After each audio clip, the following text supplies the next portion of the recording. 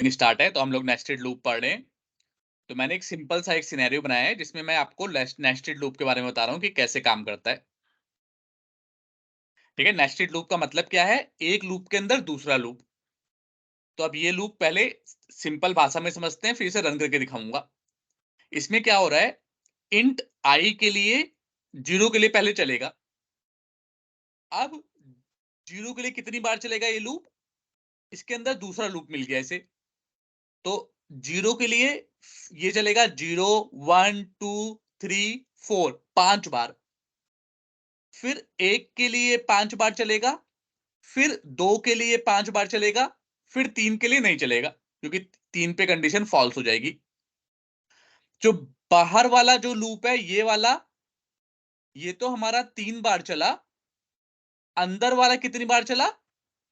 3 into 5 15 बार। अंदर वाला loop 15 बार चलेगा, बाहर वाला लूप सिर्फ 3 बार। क्या ये बात समझ में आ रही है? लूप के अंदर लूप चला दिया मैंने।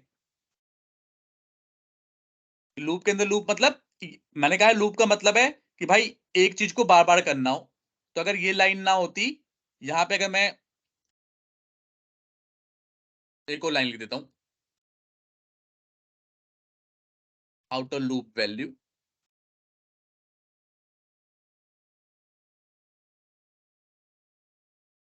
ये आउटर लूप वैल्यू अगर ये वाला कंसोल डॉट राइट लाइन कितनी बार चलेगा? सिर्फ 3 बार। क्यों? क्योंकि ये बाहर वाले फोर लूप के अंदर है। लेकिन इसके अंदर दूसरा फोर लूप भी है, तो वो कितनी बार चलेगा? ये हर आई जीरो, हर बार आई की आइट्रेशन के लिए ये 5 बार चलेगा। तो टोटल आइट्रेशन है 3, तो 3 इंटू 5 टोटल ये 15 बार चलेगा। क्या ये बात समझ में आई या नहीं आई? क्लियर है। चलो इसे पहले सीधा चला के दिखाता हूं, किसी को डाउट हो तो पूछ लेना। देखो आउटर लूप चला 1 बार, 2 बार और 3 बार। और अंदर वाला कितनी बार चला? एक के पहले के लिए 5 बार, दूसरे के लिए 5 बार और तीसरे के लिए भी 5 बार। तो कई बार ऐसे क्वेश्चन आएंगे जब आपको नेस्टेड लूप भी चलाना पड़ेगा। अभी आप पहले 10 क्वेश्चन में होगे, जब 10 के बाद आगे बढ़ोगे सॉल्व करने, तब आपको नेस्टेड लूप के क्वेश्चन भी मिलेंगे। बट अगर आपको ये कंसेप्ट पता है तो आप कर लोगे।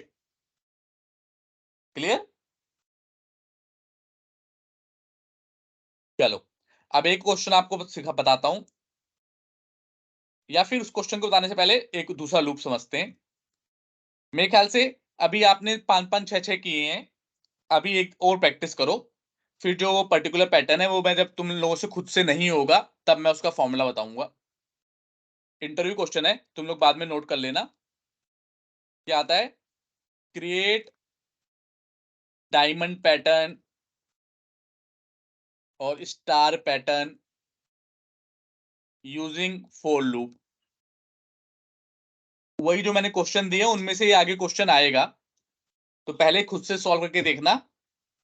अगर थोड़ा मुश्किल लगा, लॉजिक थोड़ा मुश्किल लग सकता है आप लोगों को, तो इसका एक फॉर्मूला होता है। फॉर्मूला मतलब सॉल्व करने का एक तरीका होता है, वो तरीका मैं बता दूंगा। लेकिन मैं चाहता हूँ एक बार आप लोग खुद करके देखो, जिससे कि थोड़ा चैलेंज करने का आपको मौका मिले। क्लियर? कर क्लियर। लोगे? ठीक है। चलो अब पढ़ते हैं हम एक दूसरे लूप के बारे में जिसका नाम है फोर ईच लूप। तो फोर लूप तो आपको दुनिया की हर लैंग्वेज में मिल जाएगा। सी में सी, इवन सी लूप सी से शुरू हो जाता है। पहली शुरुआतियों की लैंग्वेज सी लैंग्वेज बहुत शुरुआत की लैंग्वेज है। तो सी लैंग्वेज में भी मिल जाएगा, सी प्लस प्लस में भी मिल जाएगा, जावा में भी मिल जाएगा, जावा स्क्रिप्ट में भी मिल जाएगा, डॉट नेट में भी मिल जाएगा। फोर लूप लगभग हर लैंग्वेज में होता है। लेकिन जो ये फोर ईच लूप है ये डॉट नेट का स्पेसिफिक है। मतलब एक दो लैंग्वेजों ने और भी लिया हुआ है अपने अंदर, लेकिन डॉट नेट भी ने भी डॉट नेट में है। मतलब ये सारी लैंग्वेज में नहीं मिलेगी ये चीजें। तो फोर ईच लूप क्या होता है? अभी आपने देखा कि कभी भी किसी एरे या किसी कलेक्शन की आपको वैल्यू लेनी है with the help of for loop, तो हम इंडेक्स पे खेलते हैं। इंडेक्स पे कैसे खेलते हैं कि मान लो एक एरे बनाया मैंने,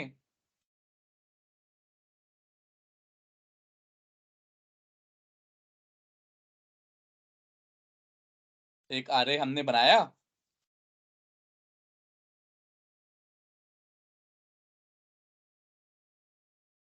इसमें 3 वैल्यू डाल देते हैं।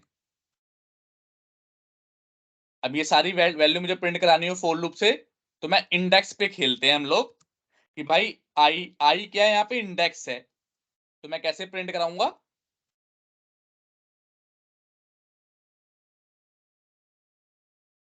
टेस्ट एरे और आई, कि भाई आई का इंडेक्स एक एक बढ़ता जा रहा है और इस एरे के इंडेक्स से एक एक वैल्यू निकालता रहेगा और प्रिंट कर देगा। ये लास्ट क्लास में हमने पढ़ लिया था। पर डॉटनेट ने कहा कि अगर ऐसा सिनेरियो कभी आपके सामने आए कि आपको सारी की सारी वैल्यू रीड करनी है, तो आप इस कॉम्प्लिकेट ये थोड़ा सा कॉम्प्लिकेटेड है as compare to for each loop. थोड़ा तो आपको देखना पड़ेगा कि यार जीरो से शुरू करो, लेंथ तक जाओ, आई प्लस प्लस लिखो, फिर ये काम करो। तो डॉटनेट ने कहा इसके बढ़िया मैं एक सिंपल एक मेथड दे रहा हूं, उसे बोलते हैं फॉर ईच लूप। कभी आपको लूप सारे लूप का कोई काम करना हो, लूप में जितनी भी सॉरी एरे में या फिर कलेक्शन में जितनी भी वैल्यू हैं, सारी वैल्यू पे कोई काम करना हो, तो उसके लिए फॉर ईच लूप लगा दो। फॉर ईच लूप कैसे लगाते हैं, for each string test in test array, वहां पे इंडेक्स निकाल रहे हैं, यहां पे एक एक वैल्यू निकाल रहे हैं, टेस्ट एरे में से एक एक वैल्यू निकालेंगे, उसे टेस्ट में डालेंगे, टेस्ट की जगह में वैल्यू नाम लिख लेता हूं, उसे वैल्यू में डालेंगे और यहां पे वो एक एक वैल्यू प्रिंट करा देंगे। ध्यान से समझना, वहां पे हमने इंडेक्स के थ्रू वैल्यू निकाली थी। फॉर ईच लूप डायरेक्टली एक एक वैल्यू निकाल के देगा एरे में से हमें, और हम यहां पे वो वैल्यू नीचे प्रिंट करा दे रहे हैं। तो जब आपको ऐसी कोई रिक्वायरमेंट आए कि आपको फॉर ईच का मतलब है सबके लिए, कि सारे के सारे एलिमेंट के लिए कुछ काम करना हो, तो आप फॉर लूप लेने की जगह, जो कि थोड़ा सा कॉम्प्लिकेटेड है लिखने में, फॉर ईच लूप ले सकते हैं और डायरेक्टली ये सिंटैक्स यूज करके कि string value in test array, अगर इंटीजर वाला होता तो यहां पे लिखते इंट वैल्यू, जोन सा भी एरे होगा उसका डाटा टाइप कुछ नाम दे दो, हम वैल्यू नाम दिया है हमने, इन कलेक्शन, जो भी कलेक्शन का नाम है टेस्ट एरे, और उसकी वैल्यू सीधा प्रिंट करा दी। इंडेक्स इंडेक्स से कोई लेना देना यहाँ पे नहीं है। क्या फॉर ईच लूप समझ में आया या नहीं आया? हाँ क्लियर है, यानी ये हर इंडेक्स की वैल्यू को प्रिंट करके देगा, मतलब हर एक इंडेक्स की करेक्ट, वैल्यू। हर इंडेक्स की सीधा वैल्यू प्रिंट कर देगा, आपको इंडेक्स के अंदर नहीं घुसना, सीधा ठीक। सीधा एरे की वैल्यू प्रिंट कर देगा हर इंडेक्स पे जो होगा। प्रिंट करा के देख लेते हैं एक बार,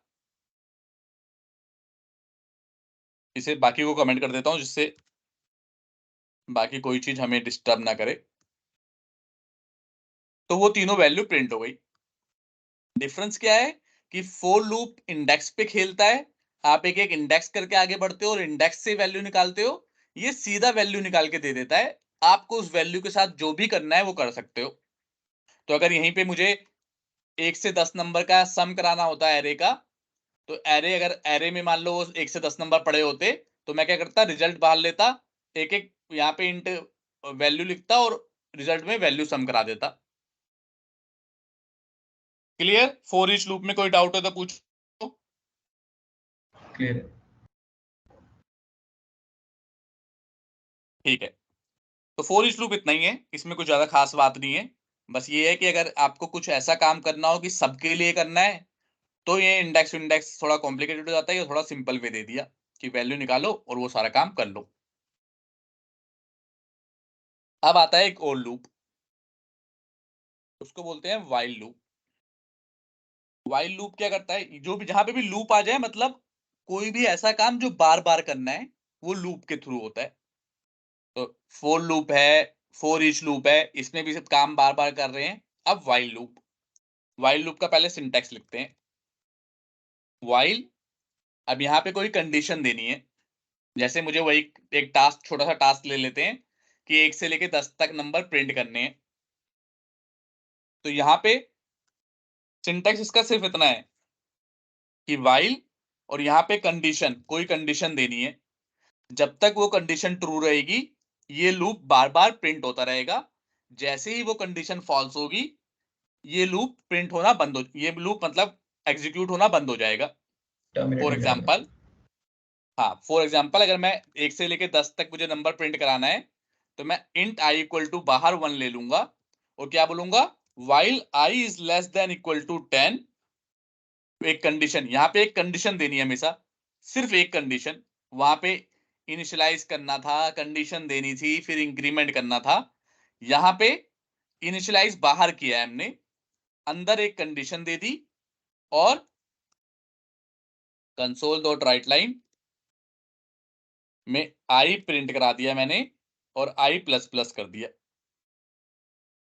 अंदर अंदर कर दिया आई प्लस प्लस। तो ये भी वही काम करेगा जो फोर लूप ने किया, लेकिन इसको लिखने का तरीका अलग है। वो तरीका क्या है, वाइल कोई भी कंडीशन यहां पे दे दो, वो कंडीशन जब तक ट्रू रहेगी तब तक ये लूप चलेगा। जैसे ही कंडीशन फॉल्स हो जाएगी, ये लूप बंद हो जाएगा। चला के देखूंगा तो 1 से लेके 10 तक इस वाइल लूप ने भी प्रिंट कर दिया। पहले एक बार ये कंडीशन अपने आप देखो और बताओ कि इसमें कंडीशन समझने में या कोई डाउट है तो बताओ, फिर मैं बताऊंगा कि कहां पे वाइल लूप यूज करना चाहिए और कहां पे फोर लूप करना चाहिए। सिंटैक्स समझ में आ रहा है? हाँ, मतलब ये डिफरेंस है कि कैसे इटरेशन को चेक करें, बिफोर कंडीशन और आफ्टर कंडीशन। करेक्ट, डिफरेंस ये है कि हाँ, फोर लूप का सिंटैक्स थोड़ा डिफरेंट है कि वहां पे ब्रैकेट के अंदर ही इनिशियलाइज भी करना था, कंडीशन भी देनी थी, इंक्रीमेंट भी करना था। यहाँ पे इसने कहा सिंपल, मुझे कंडीशन दो, मुझे मतलब नहीं है आप इंक्रीमेंट कर रहे हो नहीं कर रहे। मान लो आप यहाँ पे इंक्रीमेंट नहीं करोगे तो मुझे उससे मैं लेना देना नहीं है, मैं तो चलता रहूंगा। अब देखो, इससे आपका कंप्यूटर हैंग हो जाएगा। ये देखो, प्रिंट होता हाँ, जा रहा है, इनफाइनाइट लूप हो जाएगा। इन्फिनाइट लूप हो जाएगा। इसे इन्फिनाइट लूप कहते हैं कि यहाँ पे लूप कभी खत्म ही नहीं हुआ। तो वाइल लूप का क्या है भाई, मुझे कहता है मुझे कोई लेना देना नहीं है, कंडीशन होनी चाहिए, कंडीशन मुझे जब तक ट्रू मिलेगी मैं प्रिंट कराता रहूंगा। क्लियर? क्लियर। शैलजा आपको क्लियर? Yes sir. ठीक है। अब अगर एक चीज से काम चल रहा था तो दूसरा लूप क्यों दिया? एक क्वेश्चन, एक जनरल क्वेश्चन ये होता है, मेरे स्टूडेंट पूछते हैं कि एक चीज से काम कर रहा था तो दूसरा क्यों आया। तो ये एक्चुअली कोई वैलिड क्वेश्चन नहीं है, क्योंकि अगर मोटरसाइकिल से काम चल रहा था तो कार क्यों आई, या कार से काम चल रहा था तो अलग अलग तरीके की कार क्यों आई। तो एक काम करने के लिए कई बार मल्टीपल तरीके दिए जाते हैं कि जिसको जो सहूलियत मिले उससे काम कर ले। पहला तो आंसर ये है। लेकिन कहाँ पे क्या यूज करना चाहिए, एक उसका एक जो सॉल्यूशन है वो, मतलब एक जो उसका एक आपका लॉजिकल जो आंसर होगा वो ये है। इंटरव्यू में पूछ लेते हैं कई बार कि कहाँ पे फोर लूप यूज करोगे, कहाँ पे वाइल लूप। तो उसका आंसर ये है कि जहां पे आइट्रेशन फिक्स्ड हो, फोर लूप में देख रहे हो ना, कि जहां पे आइट्रेशन फिक्स्ड हो, आपको पता है कि भाई आई कहीं से शुरू होगा, कहीं पे खत्म होगा। तो कहने का मतलब यहाँ पे पहले से ही आपको पता है कि भाई यहाँ पे शुरू होगा 0 पे और 3 पे खत्म होगा। तो कहने का मतलब जहां पे आइट्रेशन फिक्स्ड हो वहां पे फोर लूप, और जहां पे आइट्रेशन फिक्स्ड ना हो, जैसे कई बार एक क्वेश्चन आता है, अभी ये इंटरव्यू क्वेश्चन में मैं आपको बताऊंगा। अभी क्वेश्चन क्या आता है,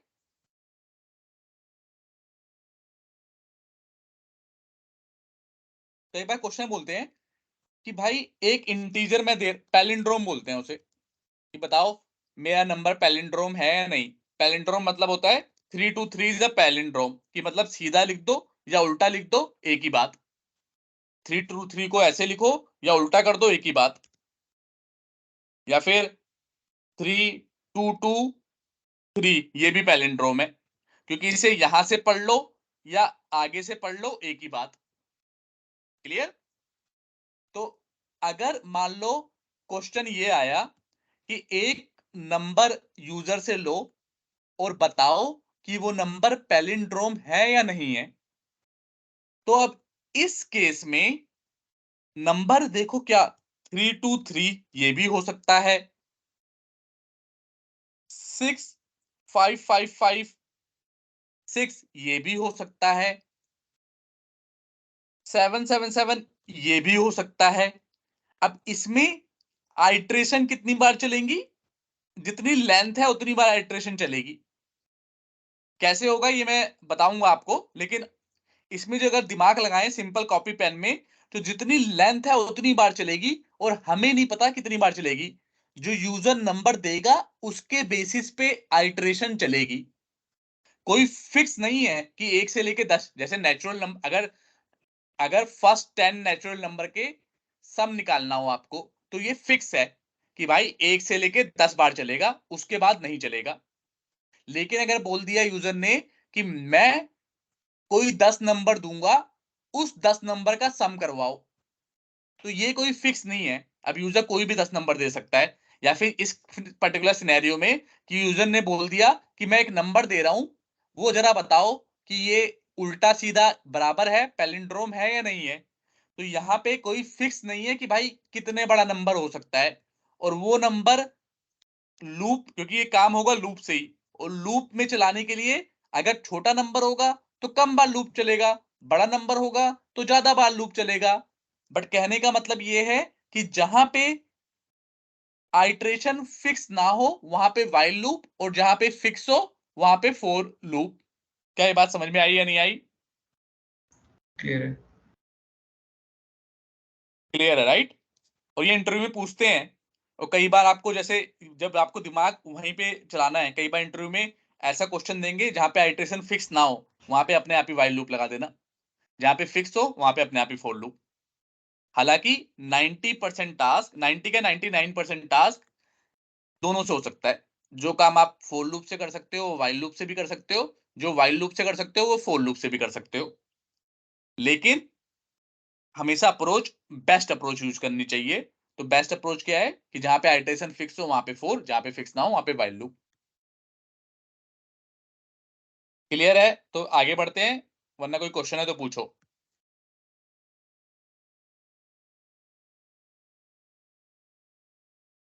ओके, क्लियर है। साइलेंस मींस क्लियर है। अब एक और लूप है, इसी का भाई है वो, do while loop. Do while क्या है? पूरा वाइल है, बस इसने थोड़ा सा और कह दिया। वाइल में आगे कंडीशन चेक होती है, डू वाइल में लास्ट में कंडीशन चेक होती है। ये है सिंटैक्स कि भाई, सिंटैक्स क्या है, ये हो गया सिंटैक्स कि डू, कि पहले काम कर ले उसके बाद कंडीशन चेक कर, पहले काम कर ले उसके बाद कंडीशन चेक कर। तो इसका मतलब समझ रहे हो कि एक बार तो डू वाइल लूप चलेगा ही चलेगा।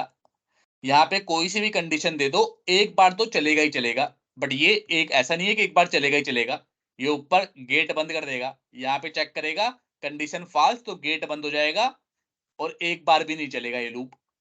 लेकिन डू वाइल में लास्ट में कंडीशन चेक होती है, तो यहाँ पे एक बार तो लूप चलना ही चलना है। सिंपल डू वाइल बहुत कम ही यूज करना पड़ता है, हालांकि हमें कम आपके कोड में, लेकिन पता होना चाहिए कि यहाँ पे एक बार तो लूप चलेगा ही चलेगा। कभी ऐसी रिक्वायरमेंट हो कि एक बार लूप चलाना ही चलाना हो, तो वहां पे डू वाइल कर लो। ओके, और मैंने बताया कि सारे लूप इंटरचेंजेबली यूज हो जाते हैं, तो इस सारा काम सारे लूप से हो जाता है, लेकिन कौन सा काम किस लूप से करना है वो अपने दिमाग से थोड़ा चला यूज करना है उसे। तो यहाँ पे भी अगर ये करना चाहें तो J++ और कंसोल डॉट राइट लाइन, इसे आप थोड़ा सा कमेंट कर देते हैं जिससे यही चले।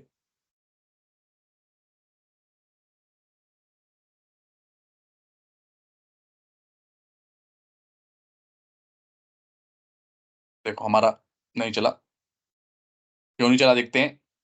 ओह, क्योंकि कंडीशन ही नहीं लगाई मैंने, J is less than equal to 10 होना चाहिए ना।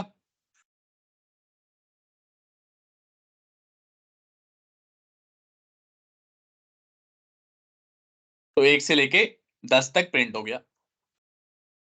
तो डू वाइल क्या है? डू वाइल भी भाई वाइल का भाई है, लेकिन अगर कभी ऐसा हो कि आपको एक काम तो करना ही करना है, उसके बाद डिसीजन लेना है कि आगे काम करें या ना करें, तो वहां पे डू वाइल और ये बहुत रेयरली है वैसे आप यूज करोगे, ऐसा बहुत कम सिनेरियो आते हैं कि मेरे एरे में से पहले के लिए काम करो बाकी के लिए मत करो। वाइल और फोर लूप का काफी यूज करोगे। वाइल क्या कि सिर्फ कंडीशन चेक करेगा, फोर लूप फिक्स्ड आइटरेशन के लिए है, और डू वाइल जब आपको एक काम करना ही करना हो, उसके बाद डिसीजन लेना हो कि कोई काम करें या ना करें, तो उसके लिए डू वाइल लूप। क्लियर है? कोई डाउट? क्लियर है। ठीक है, तो लूप इतने ही है, 3 ही लूप हैं जो आएंगे आपके काम। अब जितने क्वेश्चन मैंने फोर लूप वाले दिए थे, वो एक बार फोर लूप से करना है, एक बार वाइल लूप से करना है, डू वाइल से मत करना। एक बार फोर से, एक बार वाइल लूप से सारे क्वेश्चन कर लोगे। यस, ट्राई कम करेंगे। से कम 15-15, 20-20 तो कर लेना, जिससे कि हाथ बैठ जाए। और कहीं पे मतलब लॉजिक में, मेरा मतलब कराने का मकसद ये है तुम्हें कि तुम्हें कंसेप्ट समझ में आ जाए। अगर कहीं लॉजिक में फंस जाते हो ना कि कोई खतरनाक लॉजिक है, लॉजिक नहीं कर पा रहे, तो लॉजिक में फंस जाओ तो इट्स ओके, उस क्वेश्चन को स्किप कर दो। क्योंकि लॉजिकल आपका जो एक्चुअल में काम करोगे वहां पे ऐसे लॉजिकल नहीं है, लॉजिक नहीं आएंगे कि ये स्टार बनाओ या ये करो या वो करो। आपको कंसेप्ट क्लियर होंगे तो लॉजिक आप डेवलप कर पाओगे। वो प्रैक्टिस और एक्सपीरियंस से आता है। तो कहीं किसी पर्टिकुलर क्वेश्चन में लॉजिक में फंस जाओ तो इट्स ओके, बट कंसेप्ट पता होना चाहिए, बिल्कुल क्लियर होना चाहिए कि वाइल लूप कब यूज करना है, फोर कब करना है, डू वाइल कब करना है, और कैसे करना है। ये इतना क्लियर होना चाहिए और इतनी प्रैक्टिस होनी चाहिए कि आप इंटरचेंजेबली यूज कर पाओ। क्लियर? Yes sir. क्लियर। चलो यस। फिर अब आते हैं नेक्स्ट टॉपिक पे। अभी तक तो ये थोड़ा सा और हम एक बेसिक लेवल का काम कर रहे थे। अब थोड़ा सा मतलब थोड़ा सा कंपेयर टू बेसिक, थोड़ा सा इंटरमीडिएट लेवल पे आते हैं। अब देखो काम होता कैसे है सी शार्प में। अभी तक तो देखो मैंने एक ही फाइल में सारा कोड कर दिया, एक ही फाइल में सारा का सारा कोड कर दिया मैंने। बट क्या ऐसा काम होता है? तो आंसर है नहीं, ऐसा काम नहीं होता कि एक ही फाइल में सारा कोड कर दो। अच्छा, उससे भी पहले एक और बात बता देता हूं। उससे पहले एक छोटा सा कंसेप्ट और बता देता हूं।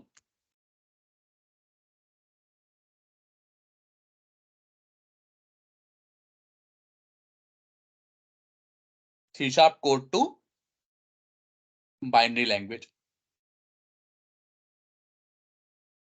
ठीक है, अब देखो यहां पे हम जो कोड लिखते हैं, ये मैंने पहले भी आप लोगों को बताया हुआ है लेकिन दोबारा बता रहा हूं और थोड़ा डिटेल में बता रहा हूं कि जो भी हम कोड लिखते हैं वो सी शार्प लैंग्वेज में कोड लिखते हैं, और जो ये रन होता है ये बाइनरी लैंग्वेज को इंटरप्रेट करके ऑपरेटिंग सिस्टम रन करता है। तो कंसोल कहां पे है? ऑपरेटिंग सिस्टम में है। तो सी शार्प का कोड हमने लिखा, वो कन्वर्ट होगा बाइनरी कोड में, और ये जो दिख रहा है आपको एक्चुअली में ये बाइनरी कोड को रीड करके कंसोल हमें दिखा रहा है। ये बात क्लियर है या कोई डाउट है? क्लियर है। ठीक है, अब ये कन्वर्जन होता है, तो ये पूरा प्रोसेस डिटेल में समझते हैं कि कैसे C sharp code binary code में कन्वर्ट हो रहा है। दोबारा बता रहा हूं, ये बहुत इंपॉर्टेंट है समझना, बहुत बेसिक है। कई बार एक्सपीरियंस लोगों को भी पता नहीं होता, पर ये समझ जाओगे तो चीजें करने में आसान रहेगी। जो भी कोड आपने लिखा है वो C sharp code, Visual Studio में जो भी कोड लिखोगे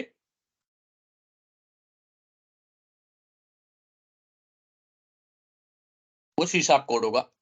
फिर आप देखो, आप कोड लिखने के बाद आपका पहला स्टेप क्या होता है कि आप चेक करो बिल्ड सॉल्यूशन, उसे बोलते हैं बिल्ड सॉल्यूशन।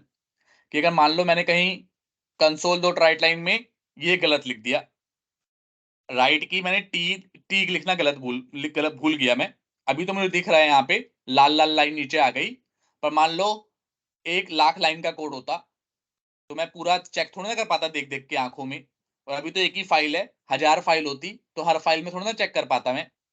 तो आप जब कोड कर लो तो उसके बाद सबसे पहला काम होता है चेक करना कि भाई कहीं कोई गड़बड़ तो नहीं कर दी मैंने। तो आप बिल्ड करो। जब बिल्ड करते हो तो कहीं एरर होगी तो वो बता देगा। देखो ये बता रहा है, कह रहा है console does not contain a definition of राई लाइन, और बता रहा है कौन से प्रोजेक्ट में एरर है, IT एक्सपर्ट एरर सितंबर, हमारे प्रोजेक्ट का नाम बता रहा है, किस प्रोजेक्ट में एरर है। और क्या बता रहा है, कौन सी फाइल में एरर है, अभी तो एक ही फाइल है, कल को 10,000 फाइल होगी तो बता देगा कौन सी फाइल में एरर है। तो program.c है, देखो इसी फाइल में एरर है। ये बता देगा कौन सी लाइन पे एरर है, 281 लाइन पे एरर है, और उस पर डबल क्लिक करोगे तो उस लाइन पे पहुंचा भी देगा। ये देखो उस लाइन पे पहुंचा दिया। तो इसने कहा 281 लाइन पे ये गलत कुछ लिख दिया आपने, जरा देखना और सही कर लो। तो हम देख के सही कर लेंगे, और फिर जब दोबारा बिल्ड करेंगे तो अब कोई एरर नहीं है। लिखा आ रहा है एक प्रोजेक्ट वन सक्सीड, का मतलब एक प्रोजेक्ट था इस सॉल्यूशन में, वो सक्सेसफुल हो गया है, और 0 फेल्ड, कोई भी फेल नहीं हुआ, और 0 up to date. Up to date मतलब क्या होता है, अगर दोबारा बिल्ड कर दूं इसे तो देखो अब कह रहा है सक्सीड कुछ नहीं हुआ, 1 अप टू डेट, कि भाई पहले से ही तुमने बिल्ड कर दिया है, वो अप टू डेट है, कुछ तुमने चेंज नहीं किया, तो कुछ मैंने नया बिल्ड नहीं किया, पहले से ही बिल्ड हो रखा है, वो अप टू डेट है। क्या ये बात समझ में आई?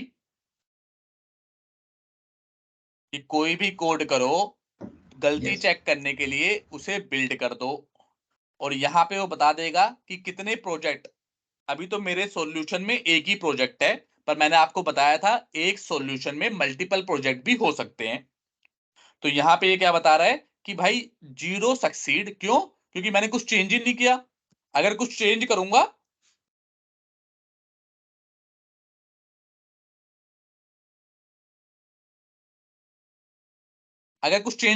अब बिल्ड करूंगा तो अब दोबारा से वो बिल्ड करेगा। अब बोल रहा है एक प्रोजेक्ट सक्सीड हो गया, कि भाई एक प्रोजेक्ट जो आपने बिल्ड किया है उसमें कोई एरर वैरर नहीं है, सब सही है।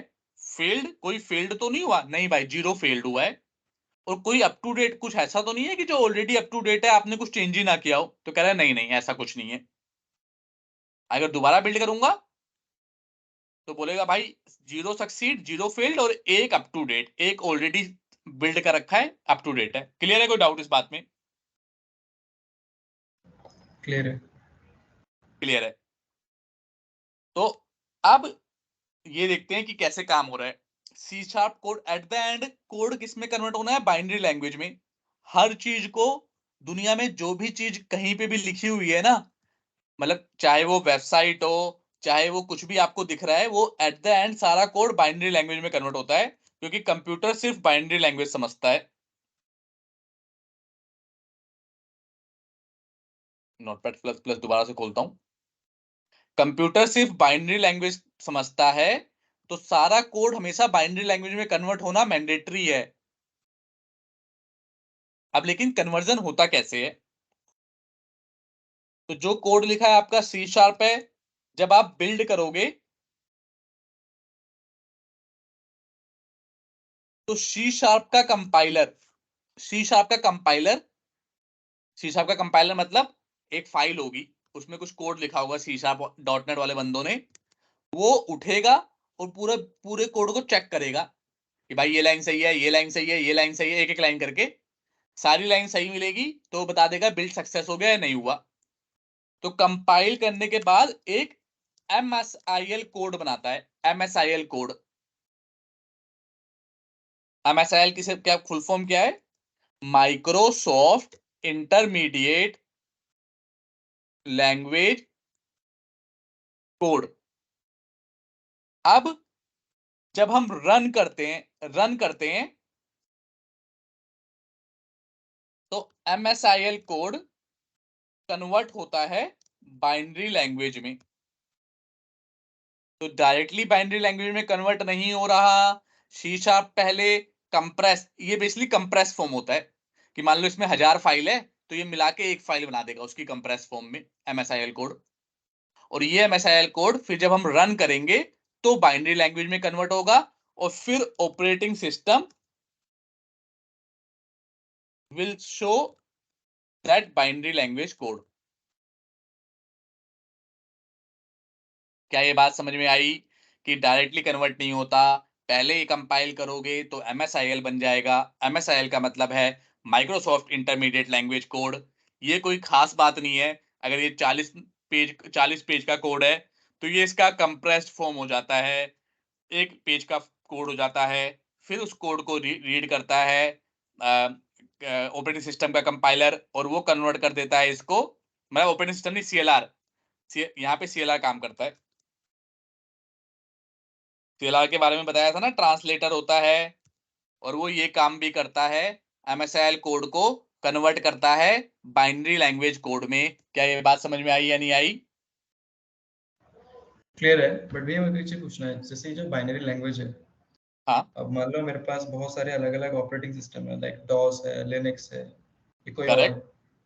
तो ये बाइनरी लैंग्वेज ये सभी मतलब ऑपरेटिंग सिस्टम में सपोर्ट करेगा, या मेरे को हर ऑपरेटिंग सिस्टम के लिए अलग से अलग टाइप का बाइनरी लैंग्वेज बनाना पड़ेगा जो वो सपोर्ट करेंगे? करेक्ट, बहुत अच्छा क्वेश्चन है। इसका आंसर मैंने इन लोगों को बता रखा है पहली क्लास में। तो शैलजा आप बताओ कि एक्चुअली ये क्वेश्चन थोड़ा सा गलत है। तुम कह रहे हो कि तुमने बोला कि बाइनरी लैंग्वेज सपोर्ट करेगा, तो चाहे लिनक्स हो, चाहे यूनिक्स हो, चाहे कोई सा भी ऑपरेटिंग सिस्टम हो, कंप्यूटर की लैंग्वेज बाइनरी लैंग्वेज है। कंप्यूटर सिर्फ बाइनरी लैंग्वेज को सपोर्ट करता है और कोई लैंग्वेज सपोर्ट नहीं करता। कंप्यूटर मतलब ऑपरेटिंग सिस्टम। तुम्हारा क्वेश्चन ये होना चाहिए कि भाई, क्योंकि MSIL कोड, क्योंकि CL बेसिकली कन्वर्ट कौन कर रहा है MSIL को? CLR। तो CLR को एक तो MSIL की लैंग्वेज समझ में आनी चाहिए, एक तो उस ऑपरेटिंग सिस्टम का समझ में आना चाहिए जिससे कि वो बाइनरी लैंग्वेज में कन्वर्ट कर पाए। तो क्वेश्चन ये है कि क्या एक CLR हर ऑपरेटिंग सिस्टम पे काम करेगा या नहीं करेगा? CLR क्या करता है, इस कोड को इस कोड में कन्वर्ट करता है। अब विंडो का ऑपरेटिंग सिस्टम एक अलग लैंग्वेज में लिखा हुआ है, एक अलग सॉफ्टवेयर है। यूनिक्स का ऑपरेटिंग सिस्टम एक अलग सॉफ्टवेयर है। लाइनेक्स का ऑपरेटिंग सिस्टम एक अलग सॉफ्टवेयर है। और CLR क्या कर रहा है, एक में को समझ रहा है और दूसरे में कन्वर्ट कर रहा है। बात समझ रहे हो? मैंने इसका एग्जांपल बताया था इन बच्चों को कि मोदी जी जाते हैं रशिया में, तो क्या लेके जाते हैं? अगर मोदी जी को रशियन नहीं आती और पुतिन को हिंदी नहीं आती, तो वो अपने साथ क्या लेके जाते हैं अभिनव? ट्रांसलेटर। ट्रांसलेटर। तो CLR क्या है? ट्रांसलेटर। ट्रांसलेटर है। अब मोदी जी चले गए जापान, तो क्या सेम जापान वाला, सेम रशिया वाला ट्रांसलेटर जापान को ट्रांसलेट कर लेगा? नहीं। नहीं कर पाएगा, एक नया ट्रांसलेटर चाहिए।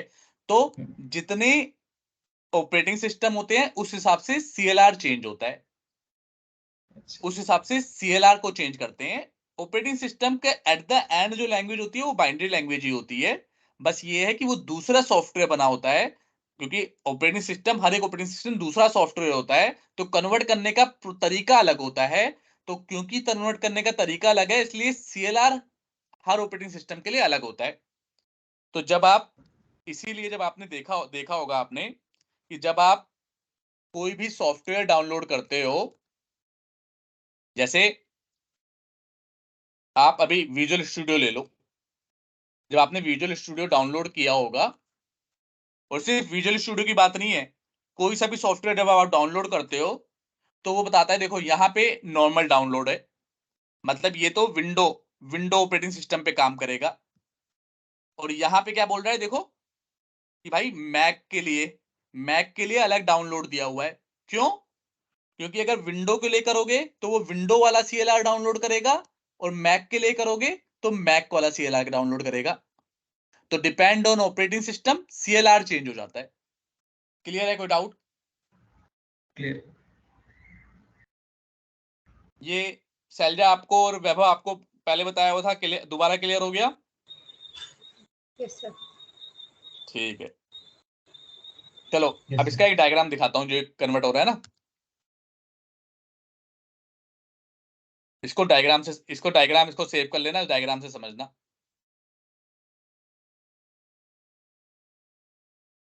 हाँ ये सही है, इसे सेव कर लेता हूँ।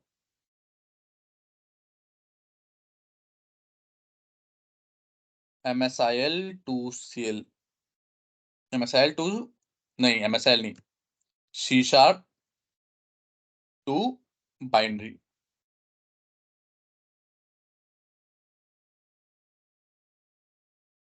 डाउनलोड।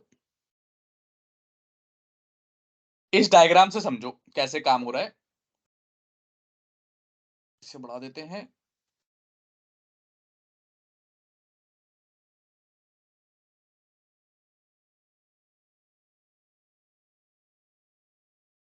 डायग्राम दिख रहा है आपको? यस। ठीक है, तो भाई सबसे पहले था सी शार्प कोड। जब आपने बिल्ड किया तो सी शार्प का कंपाइलर उठा और उसने कंपाइल करके MSIL कोड बना दिया। अब जब आप रन करेंगे, बिल्ड और रन दो अलग अलग चीजें, रन करेंगे CLR का क्या काम, क्या जब भी रन होता है, मैंने बताया था उससे पहले CLR सोता रहता है। CLR एक बहुत इंपॉर्टेंट कंपोनेंट है .NET में, लेकिन जब तक आप कोड लिखोगे, बिल्ड करोगे, तब तक ये सोता रहेगा। इसका काम शुरू होता है जब कोड को रन करोगे। जब रन करोगे तो सारा काम ये CLR हैंडल करता है, ये मैनेजर है बंदा। तो जैसे ही कोड के रन पे क्लिक करोगे तो CLR को जगाएंगे कि उठ जा CLR, तेरा काम शुरू। तो उठेगा और सब कुछ मैनेज करेगा। सब कुछ में भी बहुत सारी चीजें आएंगी, पर सबसे पहला ये समझो ट्रांसलेट कर देता है। तो MSIL कोड को, अब CLR मैनेजर है तो कंपनी में क्या सारा काम मैनेजर करता है। अगर कंपनी में कोड लिखना हो, कोड डिजाइन करना हो, सेल करना हो, तो सारा काम मैनेजर करता है, मैनेजर खाली मैनेज करता है? बताओ अभिनव, आप बताओ। मैनेज ही करता है, मैनेज ही हाँ, करता है। मैनेजर सिर्फ मैनेज करता है, उसने अपने नीचे बंदे रखे होते हैं काम करने के लिए। तो CLR ने भी अपने नीचे बंदे रखे हुए हैं काम करने के लिए। तो जो ये ट्रांसलेट करने वाला काम जो एक्चुअल में करता है वो जिट कंपाइलेशन, उसे जिट कंपाइलर बोलते हैं। ठीक है, CLR बहुत सारे काम करता है, लेकिन ये मैनेजर है, इसने अपने नीचे बंदे रखे हुए हैं।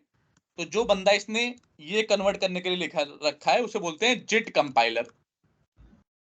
और जिट कंपाइलर की फुल फॉर्म क्या है? Just in time.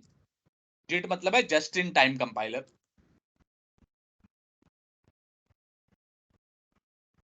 क्लियर? इन्होंने पूरी फुल फॉर्म नहीं लिखी, जिट बोल देते हैं, पर फुल फॉर्म पता होना चाहिए। इसकी भी फुल फॉर्म पता होना चाहिए, माइक्रोसॉफ्ट इंटरमीडिएट लैंग्वेज कोड। और जिट कंपाइलेशन मतलब, कंपाइलेशन जस्ट तो इन बोल रहा टाइम। है कि कंपाइलेशन करेगा, बट जिट कंपाइलर कंपाइल करता है। जिट मतलब जस्ट इन टाइम, कि जस्ट इन टाइम की मतलब जैसे ही रन करोगे जस्ट इन टाइम में कंपाइल कर देगा वो, और कन्वर्ट कर देगा उसे मशीन कोड में। मशीन कोड क्या होता है? Binary language code. और फिर उसका एग्जीक्यूशन होता है, और वो आपको कंसोल की स्क्रीन पे या कोई सा भी जो स्क्रीन जो दिखती है आपको, उस स्क्रीन पे दिख जाता है। क्लियर है? कोई डाउट? क्लियर है। ठीक है, अब इसे एक लेवल पे और समझ लेते हैं। ये तो हमने भी बोल दिया, मतलब बातें होंगी ये तो ना। अब इस बातें को प्रूफ भी करते हैं कि ऐसा हो भी रहा है या ऐसी मजाक कर रहा हूं मैं। तो चलो प्रूफ कैसे करेंगे। प्रूफ करने के लिए प्रोजेक्ट खोल लेते हैं। Open folder in file explorer.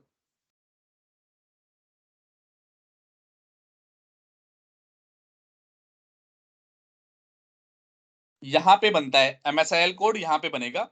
सब डिलीट कर दे रहा हूं अभी। कहां पे बनेगा?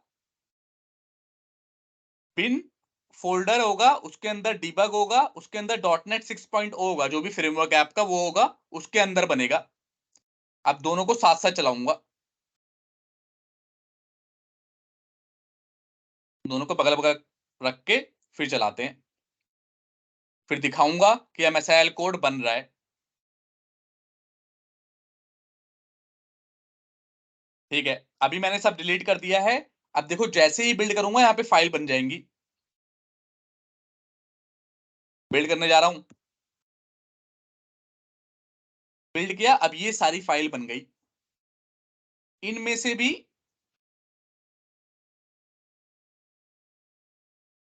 जो इंपॉर्टेंट फाइल है, कहाँ गई हमारी, ये दोनों फाइल, ये है MSIL के कोड। बाकी ये तो सपोर्ट फाइल है, सपोर्ट वाली फाइल है। पर ये जो फाइल मेनली MSIL कोड है।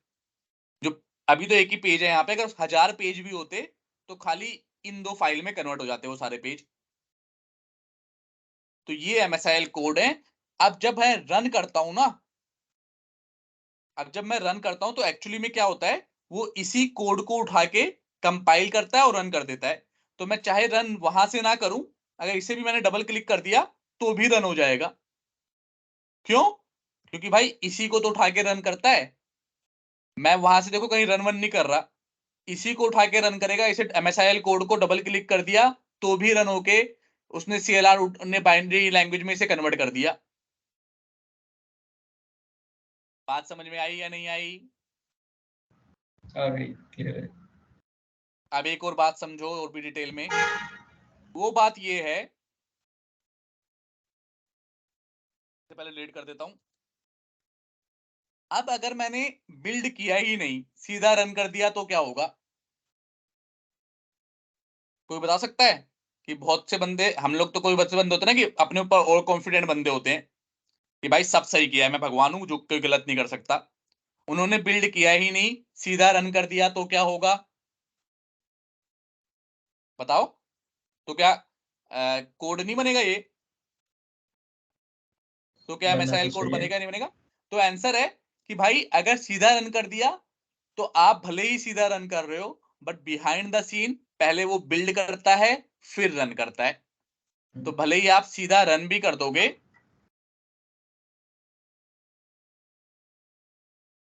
सीधा रन कर रहा हूं तभी भी उसने बिल्ड किया पहले फिर रन किया। तो अगर बिल्ड करोगे तो रन करने को कम मेहनत लगेगी, लेकिन अगर आपने बिल्ड नहीं किया सीधा रन कर दिया तो पहले वो बिल्ड करेगा फिर रन करेगा, तो थोड़ी ज्यादा मेहनत लगेगी उसे। क्या ये बात क्लियर है? कोई डाउट? क्लियर है। ठीक है, बस इतना ही है। ये कंसेप्ट सही से समझ में आना चाहिए। वीडियो को दोबारा से देखना इसको और अच्छे से समझना। और बाकी आप लूप के क्वेश्चन करो, क्वेश्चन बहुत सारे होंगे लूप के करने के लिए। तो अब ज्यादा टॉपिक नहीं पढ़ते, क्योंकि अगर नेक्स्ट टॉपिक भी पढ़ लिया तो शायद तुम लोग फिर वीकेंड तक काम ही ना कर पाओ। तो आज यहीं पे रुकते हैं। किसी को आज की क्लास का कोई डाउट या क्वेश्चन? नहीं, क्लियर है सर। ठीक है, बाकी आप लोगों ऑल को गुड। सबको क्लियर है? शैलजा आपको? Yes sir, clear. ठीक है, अब नेक्स्ट क्लास में पढ़ेंगे हम क्लास के बारे में। नेक्स्ट क्लास में पढ़ेंगे क्लास, हमारी वाली क्लास की नहीं, .NET में जो क्लास होती है उसके बारे में पढ़ेंगे कि क्या होती है क्लास। और ऑब्जेक्ट ओरिएंटेड प्रोग्रामिंग्स, जो मैंने बताया था कि C# ऑब्जेक्ट ओरिएंटेड प्रोग्रामिंग्स की एक लैंग्वेज है, तो उसका पहला कंसेप्ट पढ़ेंगे जो कि है इनकैप्सुलेशन। तो कल इसका नेक्स्ट क्लास में उसका अच्छे से ऑपरेशन करेंगे, डिटेल में समझेंगे कि क्या होता है वो। Okay, okay. चलो मिलते हैं नेक्स्ट क्लास में, फिर तब तक के लिए बाय बाय।